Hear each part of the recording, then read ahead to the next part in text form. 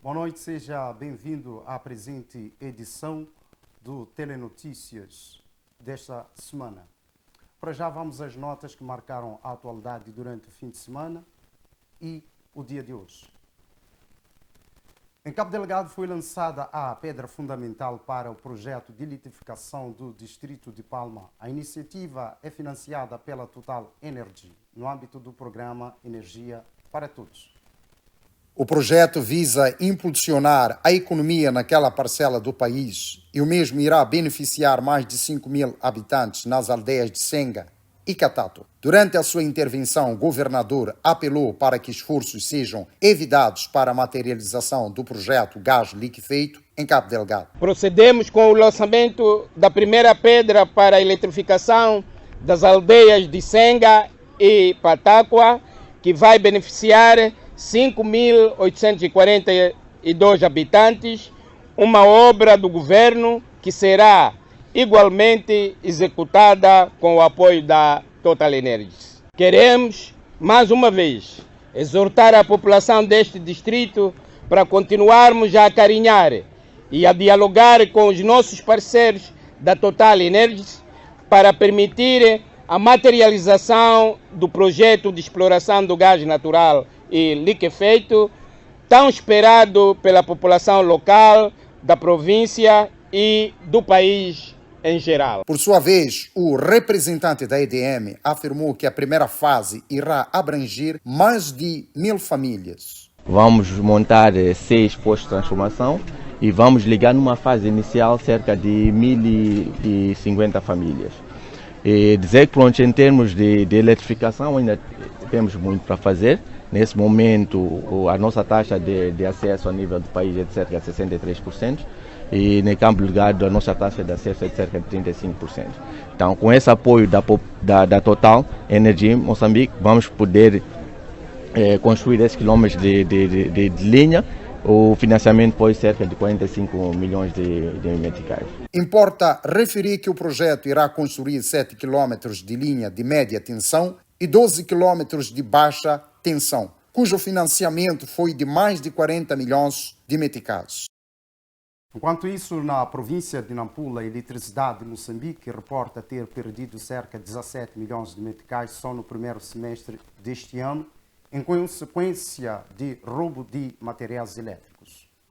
De acordo com Cristóvão Neves, diretor da área de serviço ao cliente de Nampula, explicou que a empresa perdeu cerca de 7 milhões de meticais só no primeiro semestre em consequência de vandalização de postos de transformações e roubo de cabos elétricos. Indo aos prejuízos até o primeiro semestre, agora estamos na ordem dos 16 milhões de meticais. O que acontece é que a sabotagem do equipamento elétrico, não só dos cabos, como temos aqui esses indivíduos presos, temos também a parte do óleo transformador, que também, a calada da noite, as pessoas escalam os PTs e sabotam os transformadores. Então, a soma desse prejuízo todo, praticamente está nessa ordem de 16 milhões de meticais, que esse dinheiro estaríamos a aplicar para fazer a expansão da rede elétrica nacional. Como sabe, o governo está a implementar um projeto para até 2030 ter todo o país eletrificado. Por exemplo, na semana passada, a Polícia da República de Moçambique em Nampula deteve 5 indivíduos na zona de Namiteca por roubo de material elétrico. A polícia tomou conhecimento a partir de um trabalho coordenado com a EDM e foi possível a detenção dos mesmos. E como resultado dessa intensificação das nossas atividades, foi possível este resultado de 5 indivíduos que se encontram cá sob nossa custódia, envolvidos nestes casos de vandalização de PTs e cabos de energia elétrica. Os indiciados são confessos. Vamos estragar a energia. Sabe, traz pessoas aqui, mas também pensa meu amigo aí. Agora, essa aí chegou lá, quando estava estragando, quando quero sair, chegou a pessoa. Começaram a pessoa dele. É que fugiram, mas também essa amigo fugiram. Essa aí eles pegaram. Minha família é para terra. Esse meu amigo lá, chegaram em casa dele, o pai do dinheiro viajaste. Aqui não está aqui mesmo em Nampula, que já viajou. De realçar que, apesar da existência de um projeto denominado Energia para Todos, ainda na cidade de Nampula há zonas que não se faz sentir a corrente elétrica. Amos Manuel Cortiço Mulher, da capital do norte do país. Ainda no norte do país, em Tete, membros e simpatizantes do partido Anamola de Venâncio Mondlane saíram às ruas no último fim de semana para saudar a recente aprovação desta força política que dizem representar a esperança para todos moçambicanos. Vestidos a rigores e com gritos, os membros e simpatizantes percorreram as várias artérias da cidade de Tete para celebrar a recente aprovação do partido Anamola de Venâncio Mondlane. Meu irmão, o povo de Tete está de parabéns, porque já está aqui implantado o partido Anamola. Anamola significa Aliança Nacional para o Moçambique livre e autônomo. É isso, é uma alegria, é uma democracia que agora já vamos dignificar e para espelharmos as nossas políticas sectoriais é preciso termos essa liberdade. E uma liberdade, já estamos livres, temos que estar livres para dignificarmos as nossas sapiências perante o povo sofredor. Só olhar para o povo está aqui, é festa. Ana Malala! Ana Malala!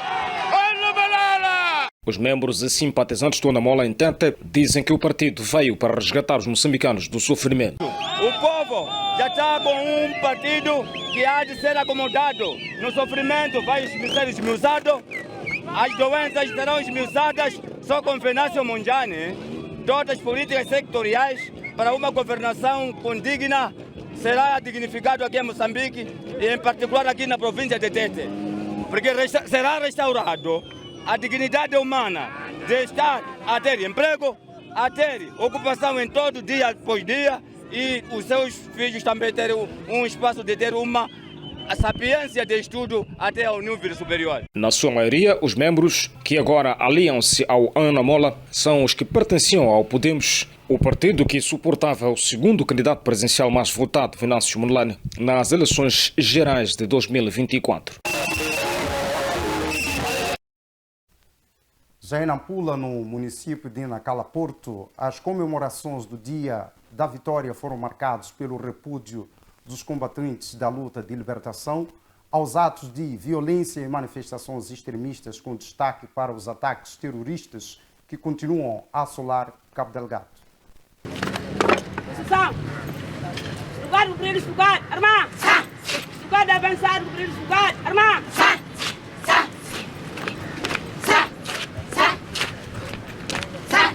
Descansar, armar!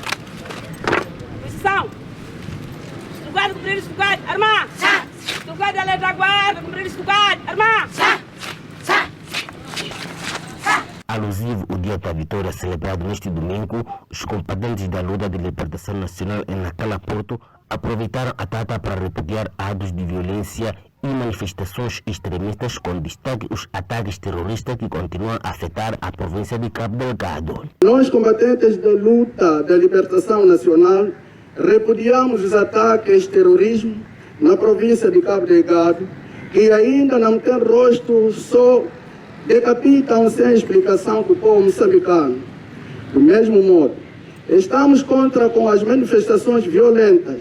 Hoje e amanhã não queremos mais guerra no nosso país, só queremos a paz efetiva.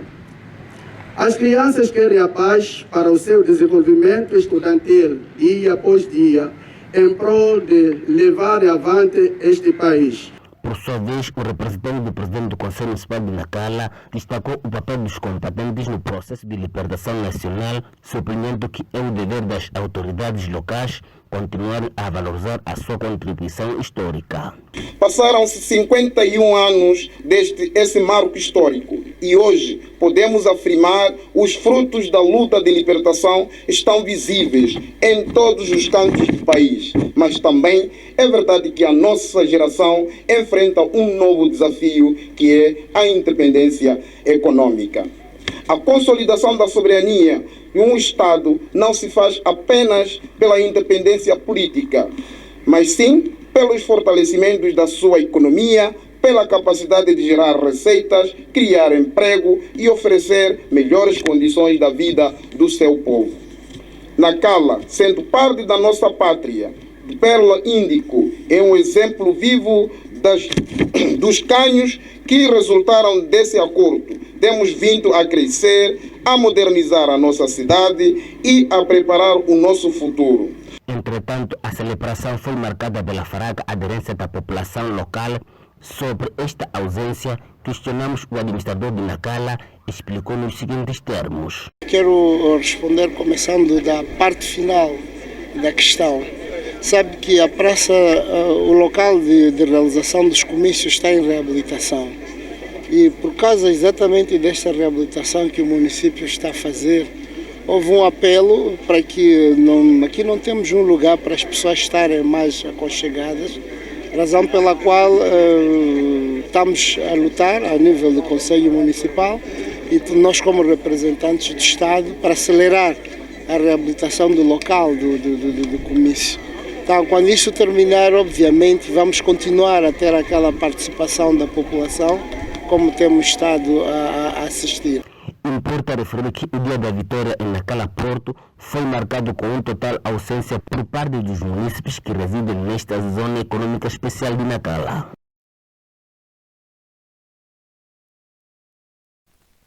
Jornalistas em Cabo Delgado observam várias lacunas e falta de clareza em determinados artigos da proposta de lei de comunicação social e radiodifusão em debate no país. A preocupação foi apontada durante a auscultação pública sobre a Lei de Comunicação Social e da Radiodifusão. Segundo os comunicadores, a lei que está sendo debatida apresenta várias lacunas sobre a proteção e inclusão dos órgãos sociais independentes, o que viola a liberdade de imprensa. Notou-se aqui alguns comentários sobre o critério de atribuição da carta profissional, que deve ser temporário, inclusivo e não cingindo pela formação profissional e nível acadêmico, porque a maioria dos jornalistas vem das rádios comunitárias e ainda precisa enquadrar os freelances. Em caso de ser obrigatoriedade, deve ser a responsabilidade do SNJ. Sugeriu-se igualmente que todos os órgãos deveriam ter um suporte financeiro em momentos eleitorais. Sugeriu-se a revisão das alíneas G e H dos artigos 18 da Lei de Comunicação Social, por entender-se que apresentam a mesma redação em relação aos conteúdos. São comentários que tivemos dos colegas.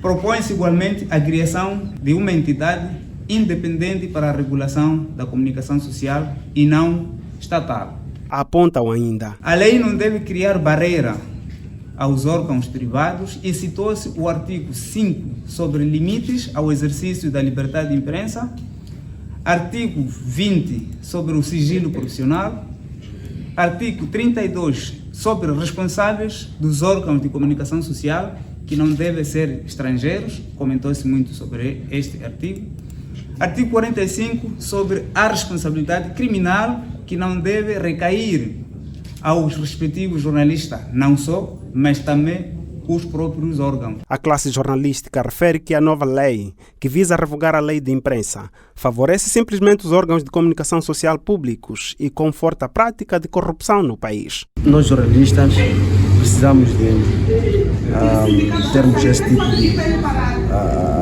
meios que podem nos ajudar a exercer as nossas funções.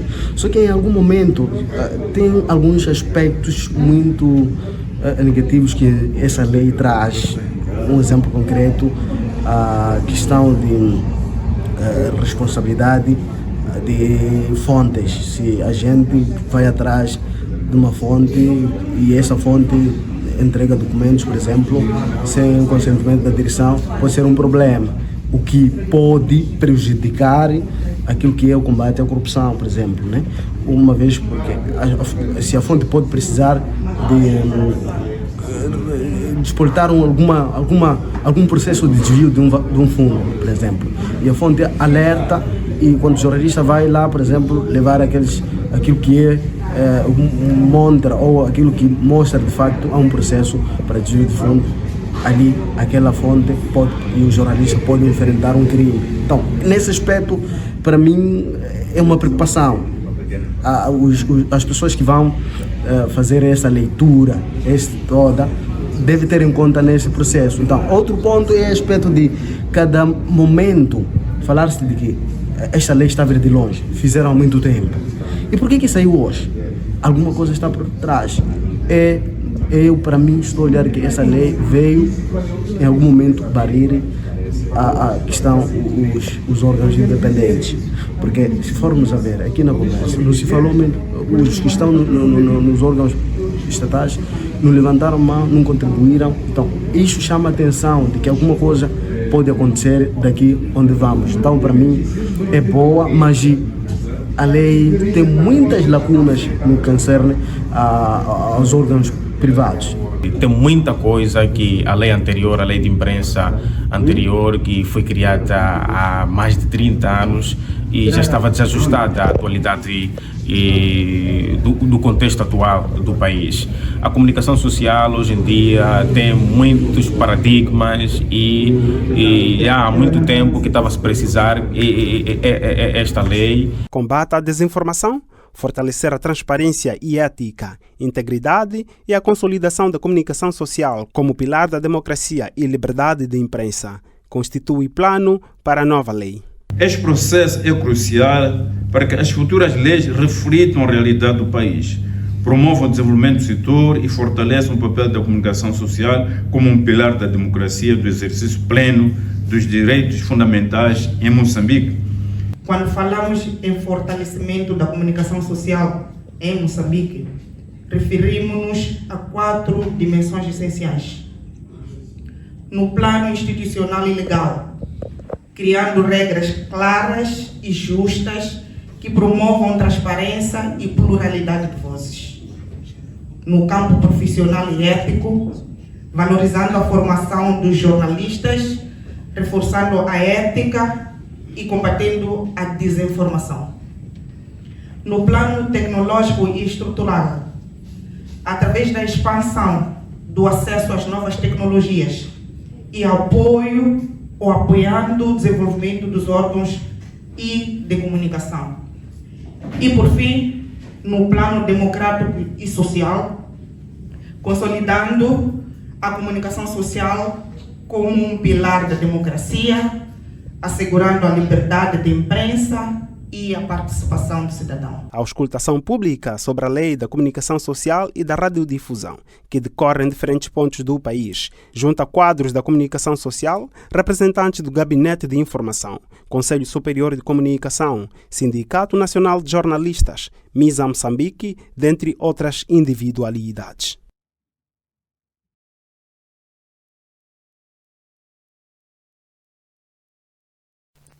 Ainda em Nacala Porto, uma mudança do perfil econômico está em curso. A cidade portuária, historicamente associada à área pesca, vê agora a população virar-se para a agricultura com especial enfoque na produção de hortícolas.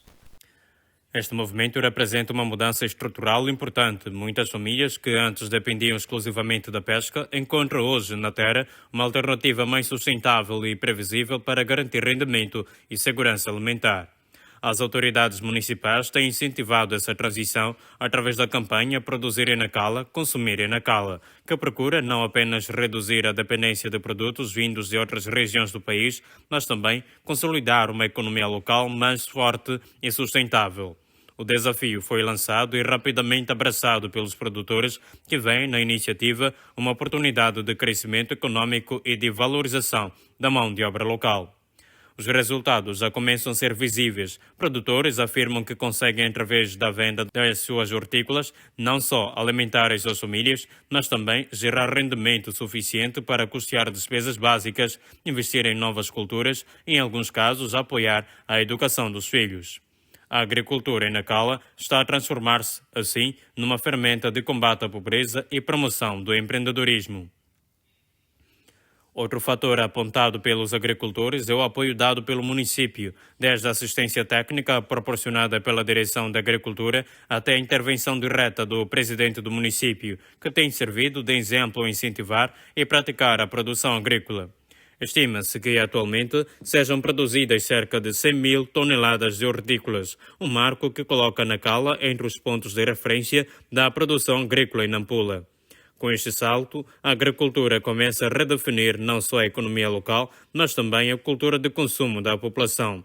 Mais do que uma estratégia de sobrevivência, a produção agrícola naquele ponto do país representa, hoje, um caminho para o futuro, capaz de dinamizar cadeias de valor, abrir espaço para pequenas indústrias de processamento e reduzir a vulnerabilidade econômica das famílias.